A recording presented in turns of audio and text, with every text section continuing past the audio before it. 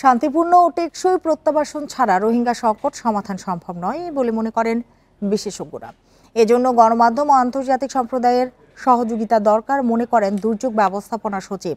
এ নিয়ে কূটনৈতিক তৎপরতার কথা জানান পররাষ্ট্র মন্ত্রণালয়ের মিয়ানমার বিভাগের প্রধান। কক্সবাজারে রোহিঙ্গা সংকট নিয়ে সেমিনারে এসব কথা বলেন তারা। এ নিয়ে আরো জানাতে কক্সবাজার থেকে যোগ দিয়েছেন সহকর্মী রেজওয়ানুল হক। রেজওয়ানুল হক, রোহিঙ্গাদের জন্য আর্থিক সহায়তা কি দিনে দিনে কমছে, কি মনে হয়েছে আপনার?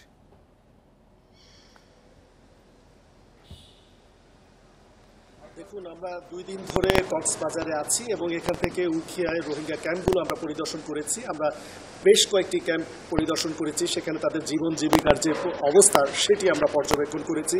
তো এখানে বেশভাবে 13টি প্রতিষ্ঠান এখানে কাজ করছে শুধুমাত্র রোহিঙ্গাদেরকে নিয়ে। তাদের জীবন জীবিকা থেকে শুরু করে স্বাস্থ্য, শিক্ষা সবকিছু নিয়েই তারা কাজ করছে।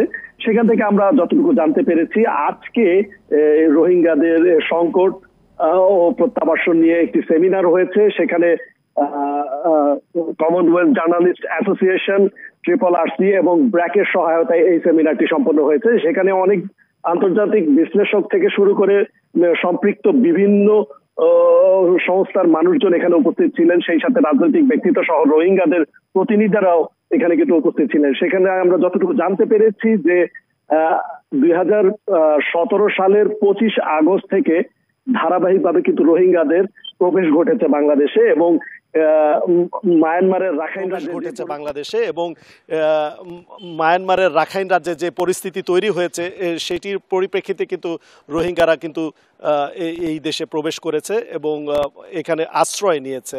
তো সবশেষ যে বিষয়টি আপনাকে বলতে চাই সেটি হচ্ছে যে গত 8 বছরে রোহিঙ্গাদের যে সহায়তা ছিল সেটি কিন্তু দিনে দিনই কমছে এবং আজকে আমরা সেমিনার থেকে যতটুকু জানতে পেরেছি, প্রত্যাবাসন নিয়ে কোনো অগ্রগতি রয়েছে কি?